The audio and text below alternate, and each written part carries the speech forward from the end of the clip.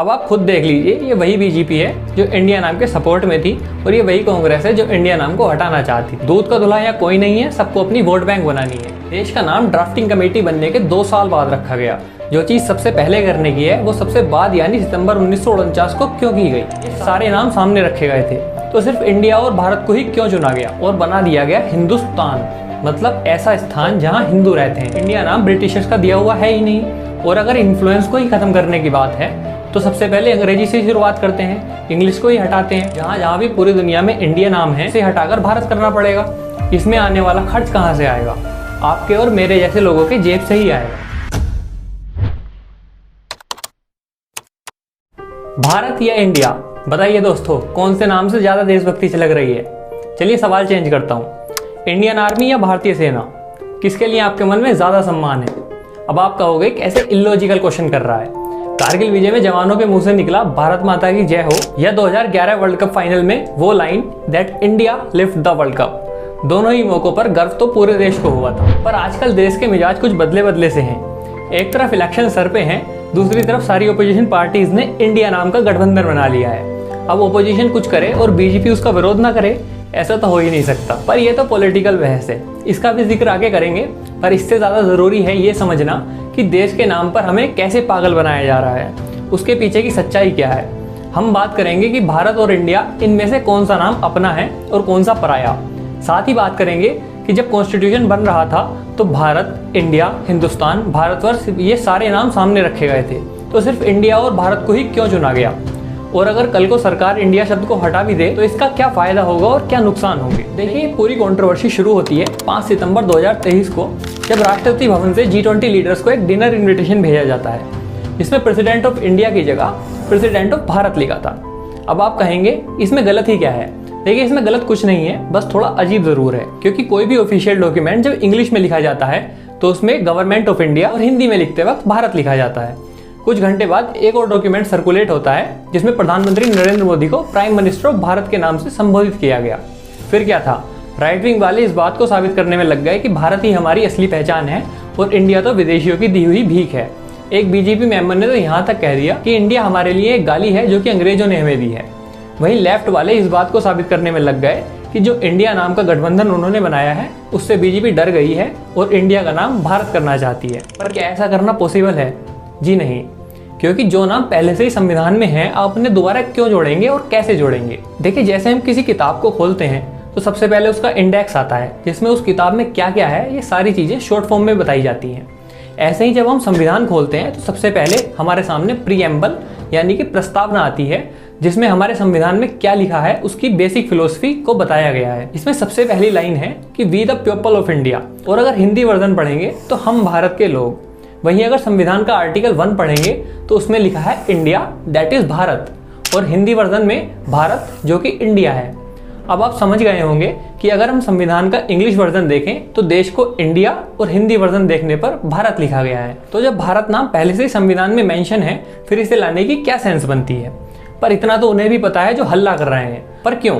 देखिए, गवर्नमेंट 18 से 22 सितंबर के बीच एक स्पेशल सेशन बुला रही है जिसमें यह अनुमान लगाया जा रहा है कि सरकार एक बिल इंट्रोड्यूस करेगी जिसमें संविधान से इंडिया को पूरी तरीके से हटा दिया जाएगा। हालांकि यूनियन मिनिस्टर अनुराग ठाकुर ने इन्हें सिर्फ अफवाहें बताते हुए इस पूरी बात को नकार दिया है। पर सवाल है कि अगर गवर्नमेंट चाहे तो ऐसा कर सकती है? जवाब है हाँ, बिल्कुल कर सकती है।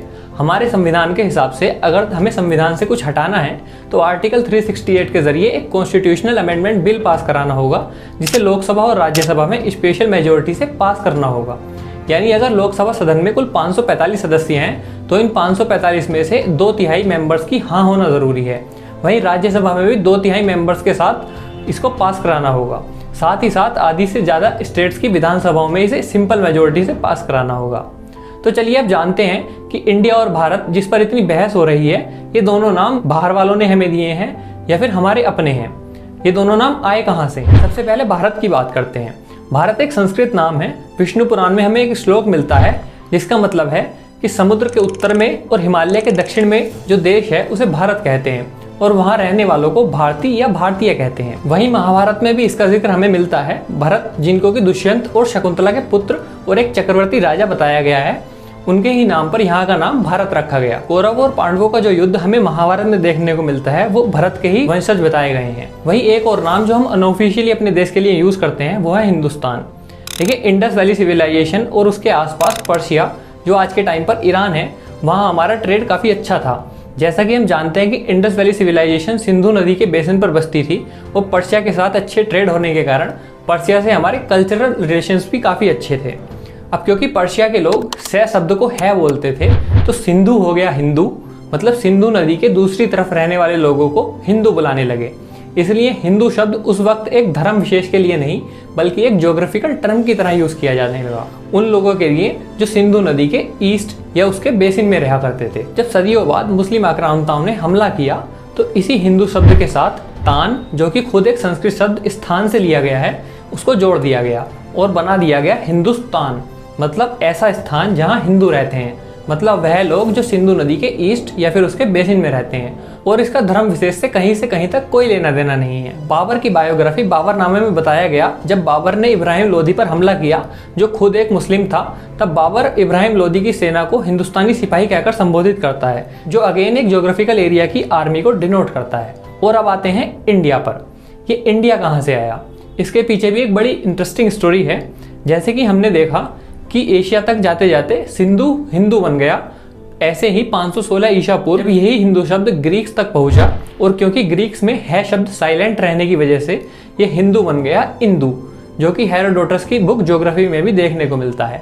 300 BCE के करीब भारत में जब मौर्य साम्राज्य था तो सिकंदर ने अपने एक दूत मेगास्थनीस को भारत भेजा, जिसने अपने भारत दौरे पर एक बुक लिखी इंडिका। उसने भारत का एक्सटेंशन इंडस रिवर से गंगा डेल्टा और साउथ पेनिनसुलर प्लेटू तक बताया।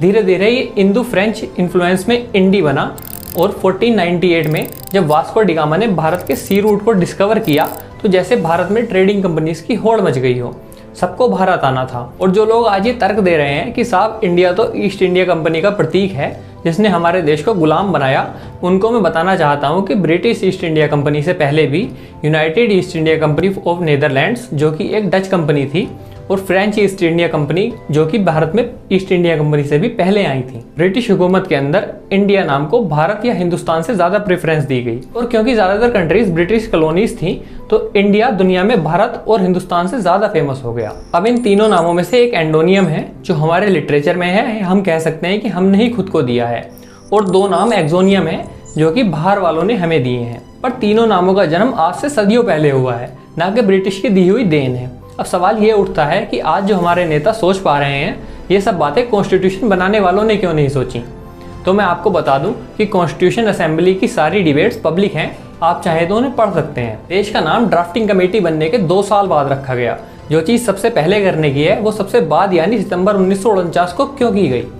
कैथरीन क्लीमेंटिन अपनी research paper India that is Bharat 1 country 2 names में इस बात का जिक्र करते हुए बताते हैं कि कॉन्स्टिट्यूशन बनते टाइम देश दंगों से गुजर रहा था।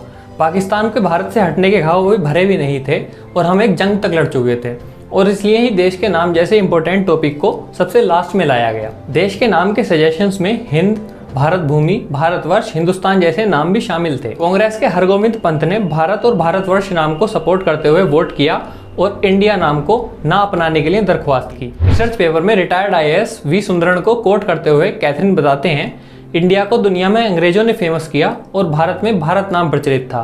भारत को हिंदू रिलीजन से जोड़कर लोग ज़्यादा देखते थे, इसीलिए इंडिया को एज अ गारंटी रखा गया ताकि देश में मौजूद माइनॉरिटी रिलीजन्स को भी डिस्क्रिमिनेशन फील ना हो। और अगर आप मुझसे पूछें तो ये एक बचकाना आर्ग्यूमेंट है, क्योंकि अगर हम इन नामों की हिस्ट्री देखें तो ये टोटली ज्योग्राफिकल एरिया पर डिपेंड है, ना कि किसी धर्म पर। चलिए अब इस पर चल रही पॉलिटिक्स पर आते हैं। एक तरफ बीजेपी है जो इंडिया को हटाने की मांग कर रही है, और यही बीजेपी 2016 में सुप्रीम कोर्ट में आई एक पिटीशन का जवाब देते हुए कहती है कि देश का नाम कॉन्स्टिट्यूशनल मेकर्स ने बड़े सोच समझ कर रखा है और हमें इसे नहीं बदलना चाहिए। वहीं एक तरफ कांग्रेस है जो इंडिया को हटाने का विरोध कर रही है, और 2012 में इन्हीं के MP शांताराम नायक राज्यसभा में एक प्राइवेट मेंबर बिल इंट्रोड्यूस करते हैं कि देश के नाम को इंडिया से भारत कर देना चाहिए, क्योंकि भारत का अर्थ एक भूभाग होने से कहीं ज्यादा है। अब आप खुद देख लीजिए, ये वही बीजेपी है जो इंडिया नाम के सपोर्ट में थी, और ये वही कांग्रेस है जो इंडिया नाम को हटाना चाहती थी। दूध का दूल्हा यहाँ कोई नहीं है, सबको अपनी वोट बैंक बनानी है, किसी को भारत कह के तो किसी को इंडिया कहकर। गरीबी, इंफ्रास्ट्रक्चर, अर्थव्यवस्था पर कोई बात करने को तैयार नहीं है, कोई इस बात को सुनने को राजी नहीं है कि इंडिया की पर कैपिटा इनकम बांग्लादेश से भी नीचे जा चुकी है। पर इसमें ना तो पॉलिटिकल पार्टीज को वोट दिखते हैं और ना जनता को मसाला दिखता है। लोग कह रहे हैं कि कॉलोनियल माइंडसेट को हटाने के लिए दूसरे देशों ने भी तो नाम चेंज किए हैं, जैसे सिलोन ने श्रीलंका, बर्मा ने म्यांमार, स्वाजीलैंड ने इस्वातिनी, रोडेशिया ने जिम्बाब्वे कर लिया, तो हम क्यों नहीं कर सकते। पर अगर आपने यहाँ तक वीडियो देख ही लिया है तो आप समझ गए होंगे कि इंडिया नाम ब्रिटिशर्स का दिया हुआ है ही नहीं। और अगर इन्फ्लुएंस को ही खत्म करने की बात है तो सबसे पहले अंग्रेजी से शुरुआत करते हैं, इंग्लिश को ही हटाते हैं और कानून बनाते हैं कि सारे ऑफिशियल काम हिंदी में ही होंगे। डिजिटल इंडिया, स्किल इंडिया को भी बंद करते हैं। ये सवाल भी सरकार से किया जाना चाहिए कि नाम 1-2 रुपए में तो चेंज हो नहीं जाएगा। जहाँ जहाँ भी पूरी दुनिया में इंडिया नाम है, इसे हटाकर भारत करना पड़ेगा। इसमें आने वाला खर्च कहाँ से आएगा? आपके और मेरे जैसे लोगों के जेब से ही आएगा। इसी बात को मद्देनजर रखते हुए एक एस्टिमेट किया गया जिसमें अंदाजा लगाया गया कि भारत नाम बदलने में करीब 14,000 करोड़ रुपए लग जाएंगे। ये कोई एग्जैक्ट फिगर नहीं है, पर एक काफी बड़ा अमाउंट इसमें लगेगा, ये तो पक्का है। अब आप खुद सोचिए कि इतना पैसा अगर हम सिर्फ इंडिया को संविधान से हटाने के लिए कर रहे हैं तो हम सही कर रहे हैं या गलत कर रहे हैं। डेवलपमेंट के नाम पर सिलेंडर 1100 को है, जो इलेक्शन को देखते हुए 900 कर दिया गया है, और बाकी जनता तो धर्म के नाम पर वोट देने को तैयार बैठी है। वीडियो खत्म करने से पहले यही कहूंगा कि वोट किसी को भी दो, पर कम से कम सवाल तो करो, ताकि जिसे वोट दिया है वो राजा बन के ना बैठ जाए और काम करे। ये हर 5 साल में इलेक्शन कराने का जो मकसद है उसे तो कम से कम हम बरकरार रख सकते हैं। जो एक बार काम ना करने पर हार जाए, हो सकता है अगली बार जीतने पर जनता के लिए काम करे। इसी के साथ आपसे विदाई लेता हूँ। जल्द ही मिलेंगे एक और नए मुद्दे के साथ, तब तक के लिए जय हिंद।